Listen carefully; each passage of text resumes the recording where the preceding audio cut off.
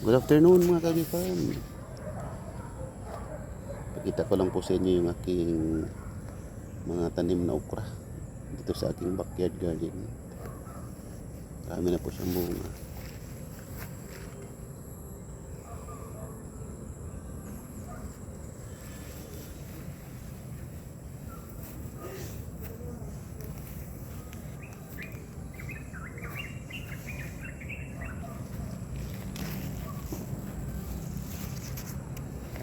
Malaking tulong po ito sa akin. Inuulam ko siya sa agahan dahil nagda-diet po tayo ng konti.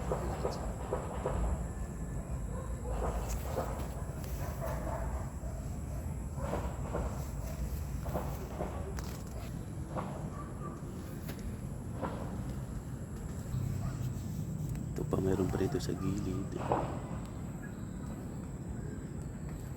Meron din po akong tanim na sili dito sa aking backyard garden. Ito, nagbunga na po yung iba. Maliliit na sili po ito pero maanghang. Meron din po mga alugbati. Yan, mga alugbati.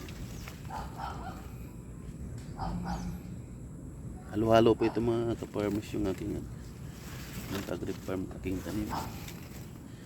Mayroon din pong luya. Lumago na po yung aking luya rito.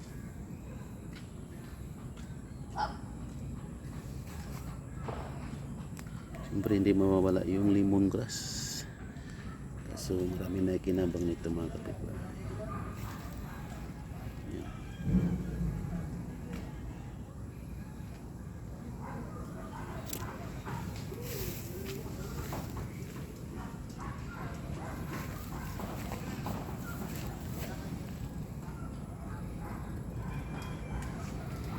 Meron din akong kamatis sa paso.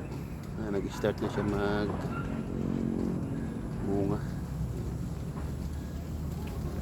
Bagong taniman ako na lemongrass.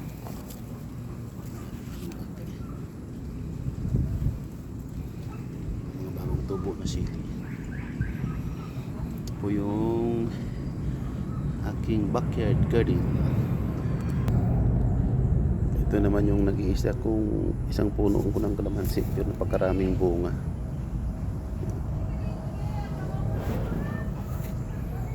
Napakarami pong bunga ng aking nag-iisang puno ng kalamansi dito sa aking backyard garden.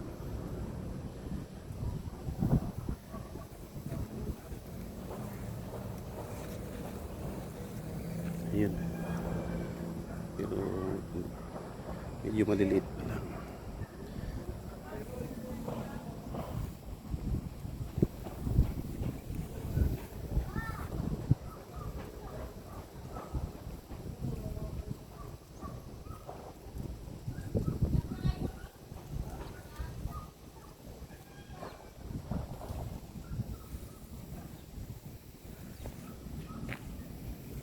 Ito naman yung sili.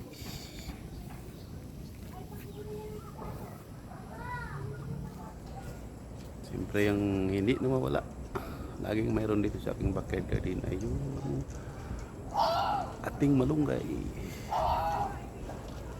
Ito mga kapitbahay ay nagkikinabang dito sa ating. Halos araw-araw may naghihingi rito. Pinutol ko na po yung iba. Kulay na malunggay.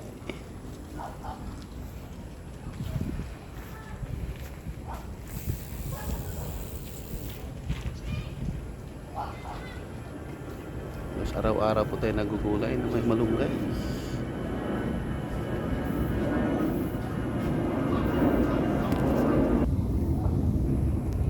Malunggay, pangpahaba ng buhay. Yan mga tayo, mag-harvest ako ng mga ka-agri-farm. Mag-harvest ako ng